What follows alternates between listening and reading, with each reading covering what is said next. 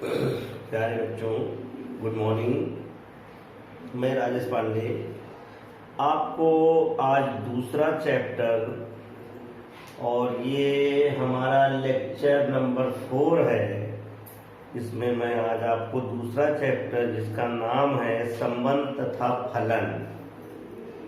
संबंध तथा फलन ये आपकी बुक का पहला चैप्टर है, लेकिन इससे पहले हमने 3 लेक्चर आपको प्रतिलोम त्रिकोणमिति अनुपात पढ़ाया, क्योंकि वो थोड़ा सरल था, त्रिकोणमिति से रिलेटेड था। अब चूंकि जो सिलेबस है उसके आधार पर हमें संबंध तथा फलन भी कराना है, तो आज मैं संबंध तथा फलन पर चर्चा करते हैं। और बच्चों 11th क्लास में हमने आपको संबंध तक का कोर्स कराया था। उधर समुच्चय पढ़ा था, उसके बाद संबंध तक का कोर्स था कक्षा 11। अब यहाँ पर संबंध से शुरू होता है। सबसे पहले संबंध के बारे में जानकारी करें। जैसा कि अमूमन हम देखते हैं, जैसे घर में तमाम लोग रहते हैं,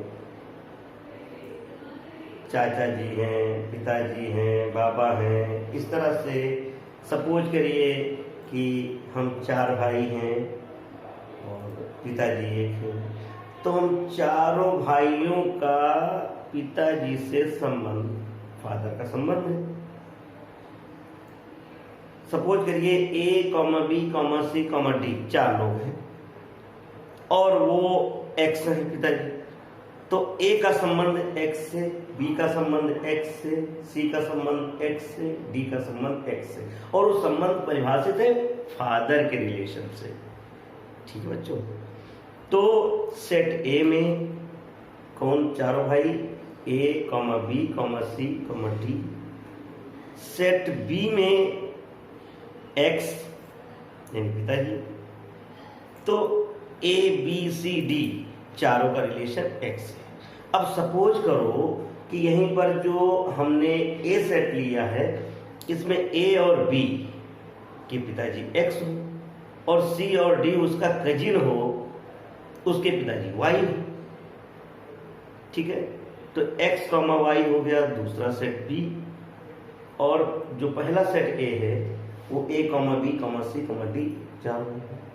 तब जो रिलेशन होगा वो A का X से, फादर का रिलेशन कह रहे थे, A का रिलेशन X से यानी A, X, B का रिलेशन X से यानी B, X, क्योंकि A और B दोनों के फादर X हैं। C और D के फादर Y हैं, तो C, Y, D, Y, यानी C का रिलेशन Y से, D का रिलेशन भी Y से। वहां पर फादर के रिलेशन में यदि हम A, Y लिख देते हैं, B, Y लिख देते हैं, या C, X लिख देते हैं, या D, X लिख देते हैं, तो जो रिलेशन परिभाषित है फादर वाला वो गलत साबित हो जाएगा, यानी वो रिलेशन में नहीं आएगा। ठीक है बच्चों। तो रिलेशन की डिफिनीशन क्या है, इसको पहले आप देख लीजिए। जैसा कि हमने 2 समुच्चय ले ली, माना A तथा B कोई 2 अरिक्त समुच्चय हैं, यानी दोनों रिक्त नहीं है। ऐसा नहीं कि उसमें कोई अवयव भी ना हो। यदि अवयव भी नहीं होगा तो संबंध किससे परिभाषित करेंगे? तो A क्रॉस B क्या होता है बच्चों?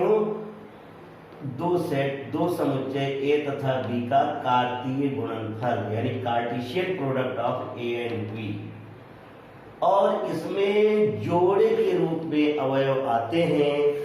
जोड़ा जिसका पहला एलिमेंट A का होगा और दूसरा एलिमेंट B का होगा, यानी A, B टाइप के एलिमेंट आएंगे A क्रॉस B, जहां A belongs to small a belongs to capital A, small b belongs to capital B। तो समुच्चय A से समुच्चय B में कोई संबंध R, जैसा भी हमने फादर का रिलेशन बताया, संबंध R यानी फादर वाला रिलेशन है, तो A क्रॉस B में जैसे मैंने आपको एग्जांपल दिया था कि A सेट है A comma B comma C comma D, और बी सेट है एक्स कॉमा वाई। तो ए क्रॉस बी में तो A comma x, B comma x, C comma x, D comma x, A comma y, B comma y, C comma y, D comma y, यानी इस प्रकार से कितने pair बनेंगे, कितने ऑर्डर पेयर मिलेंगे। एक ऑर्डर पेयर कहा जाता है जो जोड़े के रूप में होते हैं। इसमें मिलेंगे 4 है ए में एलिमेंट और 2 है बी में एलिमेंट, तो 4 × 2 यानी 8 ऑर्डर पेयर मिलेंगे। ठीक है, 8 ऑर्डर पेयर मिले। 8 पेयर जो मिले उन्हीं में से संबंध को परिभाषित करने वाले कौन है, जो फादर के रिलेशन को परिभाषित कर रहे हैं, उनमें से A comma x, B comma x ये मिला जो जिसके फादर एक्स है, और C comma y, D comma y ये दूसरा रिलेशन मिला। इस प्रकार से 4 जो पेयर मिले हैं, 4 जो ऑर्डर पेयर एलिमेंट मिले हैं, वो संबंध समुच्चय में आए, रिलेशन सेट में आर में आए। तो 8 जो मिले थे क्रॉस बी में, उन्हीं के उप समुच्चय यानी सबसेट हमें मिले जो संबंध सेट आर में मिले। ठीक है, तो आर जो होता है वो सदैव ए क्रॉस बी का सबसेट होता है, उप समुच्चय होता है, क्योंकि उन्हीं ए क्रॉस बी से ही हमको रिलेशन ढूंढना होता है। R subset of A cross B implied and implied by R समुच्चय ए से बी में एक संबंध है। ठीक है, तो इस प्रकार से संबंध की परिभाषा, यानी संबंध एक प्रकार का, यदि ए समुच्चय से बी समुच्चय में संबंध परिभाषित है, तो जो संबंध है आर वो ए क्रॉस बी का सदैव उप समुच्चय यानी सबसेट होता है। ठीक है बच्चों, अब हम लिखते कैसे हैं, हम लिखेंगे, इसको लिखते हैं A comma B belongs to R. मान लो ए का संबंध बी से है, तो A comma B relation set यानी आर में आया, तो इसको इस तरह से लिखें, या ये लिखें ए का संबंध बी से यानी ए आर बी, मतलब ए का रिलेशन किससे है, बी से है। तो ए आर बी इस तरीके से भी लिख सकते हैं, इस तरीके से भी लिख सकते हैं। आर का मतलब रियल नंबर नहीं, आर का मतलब रिलेशन सेट है, संबंध समुच्चय है। ठीक है बच्चों, तो ये रिलेशन की परिभाषा हो गई। ठीक है, अब इसके बाद ये आपने 11th में पढ़ा भी है, लेकिन फिर से हम आपको रिवीजन करा दे रहे हैं। अब देखिए रिलेशन कितने प्रकार के होते हैं। पहला होता है जिसे बोलते हैं रिक्त समुच्चय। रिक्त समुच्चय यानी एम्प्टी रिलेशन या वाइड रिलेशन, जैसा नाम वैसा काम। कहने का तात्पर्य यह है कि यदि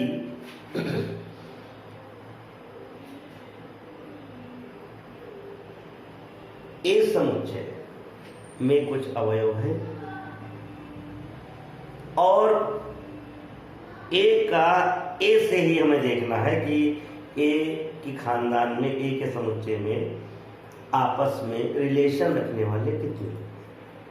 अब समुच्चय ए के प्रत्येक अवयव का संबंध किसी भी अवयव ए के किसी भी अवयव से ना हो, यह समुच्चय ए के किसी अवयव का संबंध उसके अंतर्गत स्थित किसी अवयव से ना हो, तो ऐसे संबंध को बोलते हैं रिक्त समुच्चय, रिक्त संबंध। ठीक है, रिक्त संबंध मतलब कोई भी संबंध इसमें नहीं है। जैसे एग्जाम्पल एक ले लेते हैं रिक्त संबंध का, एम्प्टी या वाइड रिलेशन।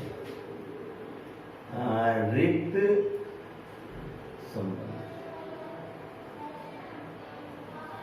इसको बोलते हैं एम्प्टी रिलेशन।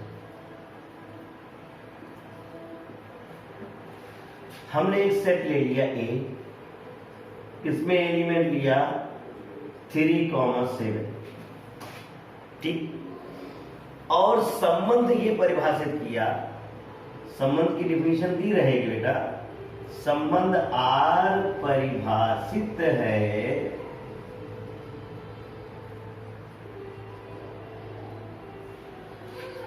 किस तरह से, R equal to A comma B such that A plus B बराबर विषम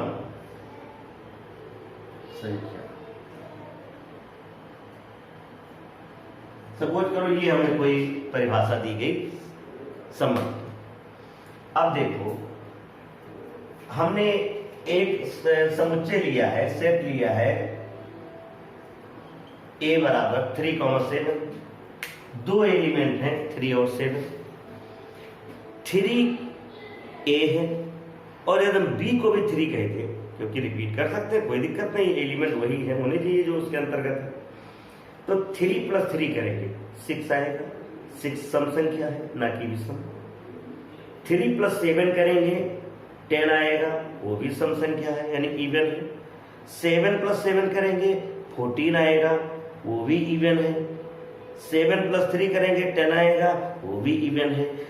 इनमें जो दो एलिमेंट दिए हैं उनमें जो ये रिलेशन की परिभाषा है ये परिभाषित नहीं हो रही है, किसी भी अवयव का एक दूसरे से संबंध नहीं है, क्योंकि एक अवयव का दूसरे संबंध तभी कहा जाएगा जब दी हुई परिभाषा को संतुष्ट करे, रिलेशन की परिभाषा को। लेकिन यहाँ पर 3 और 7 है, न स्वयं से न दूसरे से जो एलिमेंट हैं उनको जोड़ने पर विषम संख्या नहीं आ रही है।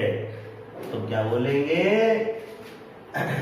क्योंकि 3 + 3 = 6, 3 + 7 = 10, 7 + 7 = 14, कोई भी विषम संख्या नहीं है, अतः R एक रिक्त संबंध है, क्योंकि एक किसी अवयव का संबंध उसके अंतर्गत स्थित किसी अवयव से नहीं है। ठीक है बच्चों, तो ये तो बात हुई रिक्त संबंध। और एक दूसरा संबंध होता है जिसको हम बोलते हैं यूनिवर्सल रिलेशन यानी सार्वत्रिक संबंध। ये बिल्कुल इसका एंटी है।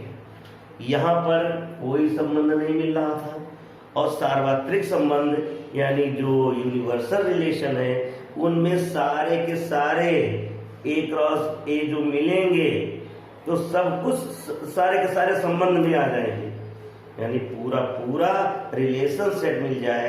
ये कह सकते हैं बेटा इस जगह पे था कि R does not belongs to R is not subset of A cross A, तो ये रिक्त संबंध हो गया था, कोई एलिमेंट नहीं मिला।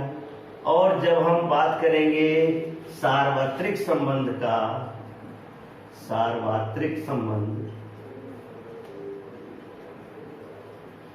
जिसको इंग्लिश में कहते हैं यूनिवर्सल रिलेशन,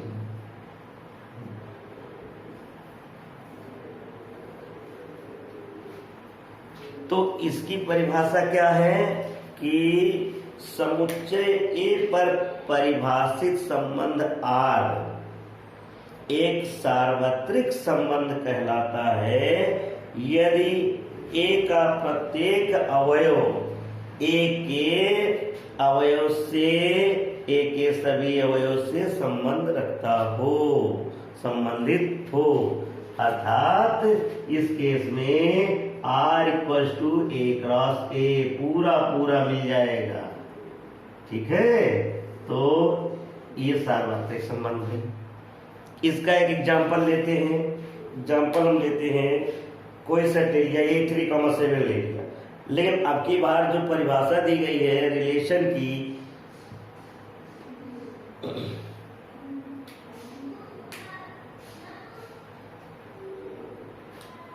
रिलेशन की परिभाषा जो दी गई है वो दी गई है कि रियल नंबर, मतलब इनका सम जो है वो क्या मिले हमको, वो हमको सम विषम की बात ना करे, कोई नेचुरल नंबर कह दे, संबंध आर, जैसे हमने सबसे पहले तो हमने सेट ले लिया, समुच्चय ले लिया, समुच्चय ले लिया a इक्वल टू 3,7 और r लिया a का b से संबंध होगा जब a plus b belongs to natural number, यदि ये संबंध दिया है तो बेटा हम देखेंगे 3 + 3 6 आएगा, 3 + 7 10 आएगा, 7 + 7 14 आएगा, और ये सभी नेचुरल नंबर हैं, सब a क्रॉस a में मौजूद हैं। तो क्या कहेंगे, यहाँ R एक सार्वत्रिक संबंध है।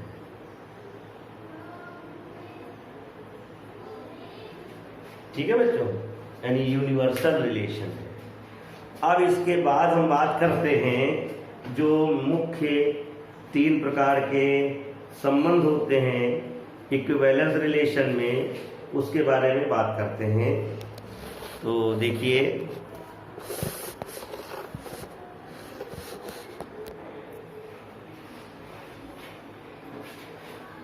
बच्चों संबंध मुख्यतः 3 प्रकार के होते और भी हैं, लेकिन जो आपको पढ़ना है मुख्यतः 3 प्रकार के होते हैं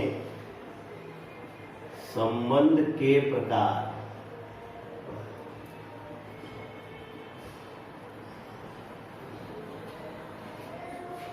नंबर 1 होता है स्वतुल्य संबंध। स्वतुल्य इंग्लिश में इसको कहते हैं रिफ्लेक्सिव। नंबर 2 सममित, इंग्लिश में बोलते हैं इसको सिमेट्रिक। और नंबर 3 होता है संक्रामक या संक्रामक, इसको बोलते हैं ट्रांजिटिव। तो बेटा ये 3 प्रकार के संबंध हैं। स्वतुल्य संबंध क्या है? स्वतुल्य जैसा इसका वर्ड है उसे समझिए, स्व माने अपना, तुल्य मतलब तुलना, जो अपने आप से तुलना करता है। ठीक है, जैसे किसी महापुरुष ने कहा था, नाम हमें नहीं पता है, कि आप दूसरों के साथ जैसा बिहेव करते हैं स्वयं के साथ वैसा बिहेव करके देखिए, और यदि आपको अच्छा लगता है तो वैसा दूसरों के साथ बिहेव करिए। तो ए का बी से जो रिलेशन है, यदि ए का ए से भी वही रिलेशन हो किसी सेट में, तो क्या कहेंगे इसको? स्वतुल्य संबंध। स्वतुल्य, जैसे हम संख्याओं के केस में देखें तो इक्वलिटी का रिलेशन, जैसे a = a हमेशा ट्रू है। ठीक है, हम ये ट्रायंगल के केस में देखें, त्रिभुज के केस में, मान लो कई त्रिभुज दिए गए हैं अलग अलग प्रकार के और वो सेट में रखे गए हैं। अब उनमें देखते हैं तो सेट में हम देखेंगे कि प्रत्येक त्रिभुज अपने आप के समरूप होता है, सर्वांग सम होता है। तो जो समरूपता का संबंध है, यह सर्वांग समता का संबंध है, ये बेटा किस प्रकार का संबंध हुआ? ये कहलाया स्वतुल्य, यानी अपने आप से सेम रिलेशन रख रहा है ये संबंध। ठीक है, ऐसे ही यदि हम बात करें रेखाओं के केस में, लाइंस के केस में, तो रेखाएं समांतर हों, कोई भी रेखा हम खींचते हैं, वो रेखा अपने आप के समांतर है, रेखा अपने आप के समांतर, ए बी रेखा के समांतर कह जाए, क्योंकि वो संपाती भी समांतर होती है। तो समांतर का जो रिलेशन है ये रेखा के केस में ये क्या है, स्वतुल्य। ठीक है बच्चों, अब इसके अभी हम और कुछ एग्जाम्पल देंगे। अब इसके बाद दूसरा देखिए जो है सममित। सममित का मतलब होता है सिमेट्रिक, जो आज के महापुरुष कहते हैं कि यदि कोई तुम्हारे एक गाल पर तमाचा मारता है, अपने दाहिने हाथ से तुम्हारे बाएं गाल पर तमाचा मारता है, तो तुम उसी एनर्जी से अपने दाहिने हाथ से उसके बाएं गाल पर तमाचा मारो। कहने मतलब ए का जो संबंध बी से है, यदि बी का वही संबंध ए से हो तो उसे कहते हैं सममित संबंध। एग्जाम्पल के तौर पे देखिए, फ्रेंड का संबंध हम कहते हैं यदि दो बच्चे हैं एक्स और वाई, तो कहते हैं एक्स और वाई परस्पर मित्र हैं। ये नहीं कहते हैं ए का मित्र बी है। अरे भाई, ए का मित्र बी है तो बी का दुश्मन थोड़ी होगा, ए मित्र वो भी होगा। तो ए और बी परस्पर मित्र हैं, मतलब ए का मित्र बी है तो बी का मित्र ए है। तो ये जो फ्रेंड का रिलेशन है, ये कैसा संबंध हुआ, ये हुआ सममित संबंध। अच्छा, अब यही दुश्मन की बात करें, यदि ए का दुश्मन बी है तो बी का दुश्मन ही ए होगा, दोस्त तो नहीं होगा। तो दुश्मनी का रिलेशन भी सममित संबंध हुआ। ठीक, अब भाई का रिलेशन देखें, ए का भाई बी है तो क्या बी का भाई ए होगा? जरूरी नहीं है, ए बहन भी हो सकती है। तो ए का भाई बी है तो बी की बहन भी ए हो सकती है। नहीं, यानी भाई का जो रिलेशन है ये जरूरी नहीं कि सममित हो। ठीक है, बहन का रिलेशन, ए की बहन बी है तो बी का भाई भी ए हो सकता है, जरूरी नहीं कि। तो हमेशा जो ट्रू हो वही कहा जाएगा, यानी सममित नहीं। ए का फादर भी है तो बी का फादर तो ए नहीं होगा, फादर का रिलेशन भी नहीं। ठीक है, तो फ्रेंड का रिलेशन या दुश्मन का रिलेशन आपने देखा, ये कैसा है, सममित है। अच्छा, ऐसे यदि हम लाइन के केस में देखें, परपेंडिकुलर यानी लंबवत का रिलेशन, एक रेखा ए बी दूसरी रेखा सी डी के लंबवत है। ठीक है, तो सी डी रेखा भी ए बी रेखा के लंबवत ही होगी। कहने का मतलब लंबवत का रिलेशन जो है वो सममित संबंध है। ठीक है बच्चों, त्रिभुज के केस में यदि एक त्रिभुज दूसरे के समरूप है, एक त्रिभुज दूसरे के सर्वांगसम है, तो दूसरा त्रिभुज भी पहले त्रिभुज के समरूप या सर्वांगसम होगा। ठीक है बच्चों। अच्छा, अब तो ये तो हुआ सममित संबंध।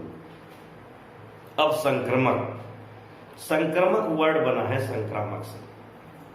संक्रामक बीमारी जैसा कि आजकल देख रहे हैं आप, जो कोविड-19 है, ये भी संक्रामक है, एक से दूसरे में फैलती है।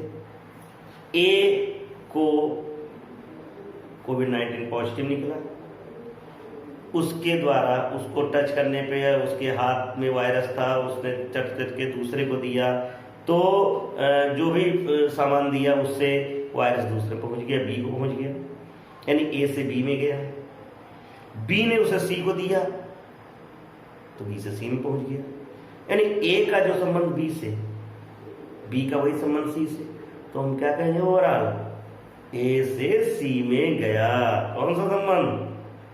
ए से सी में वो वायरस पहुंच गया। यानी यदि ए का रिलेशन बी से है, बी का रिलेशन सी से है, तो यदि ए का रिलेशन वही रिलेशन सी से है तो कहेंगे ये संक्रामक संबंध है। ठीक है, A comma B belongs to R, B comma C belongs to R, then A comma C belongs to R ही आर होता है, तो कहेंगे वो संक्रामक संबंध है। एग्जाम्पल के तौर पे अभी हमने भाई वाला रिलेशन बताया था, ए का भाई बी है, बी का भाई सी है, तो क्या ए का भाई सी होगा? Always true. ए का भाई ही सी होगा। हो सकता है ए बहन हो, लेकिन ए का भाई बी है, बी का भाई सी है, तो ए का भाई सी होगा। यानी भाई का रिलेशन आपने देखा ऐसा है संक्रमण। ऐसे बहन का, ए की बहन बी है, बी की बहन सी है, तो ए भाई हो सकता है लेकिन सी बहन ही होगी। लेकिन ए का फादर बी है, बी का फादर सी है, तो ए का फादर सी नहीं होगा। यानी फादर का रिलेशन संक्रमण संबंध नहीं, ठीक है। और इसी प्रकार से यदि हम फ्रेंड की बात करें, ए का फ्रेंड बी है, बी का फ्रेंड सी है, तो कोई जरूरी नहीं ए का फ्रेंड सी होगा। फ्रेंड का रिलेशन भी हम जो सर्वथा सत्य हो वही कहते हैं, जरूरी नहीं कि वो ए का फ्रेंड सी हो।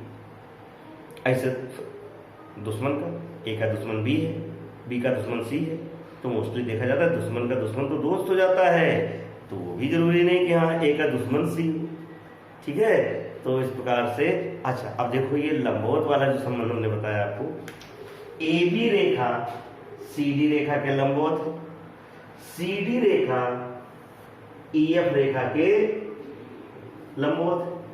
तो ए बी के लंबवत सी डी के लंबवत ई एफ, तो क्या ए बी के लंबवत ई एफ है? नहीं, तो समांतर हो गई। तो लंबवत का संबंध भी संक्रमक संबंध नहीं, ठीक है बच्चों। अब यदि ये तीनों संबंध किसी दिए हुए या परिभाषित संबंध में, तीनों संबंध किसी सेट में, किसी समुच्चय में परिभाषित हो रहे हैं, ट्रू हैं, तो उस संबंध आर को कहते हैं तुल्यता संबंध, इक्विवेलेंस रिलेशन। यानी तीनों यदि सेटिस्फाई है तो क्या कहेंगे इसको? तुल्यता संबंध, ठीक है बच्चों। ये कहलाया तुल्यता संबंध, इसको इंग्लिश में कहते हैं इक्विवेलेंस रिलेशन।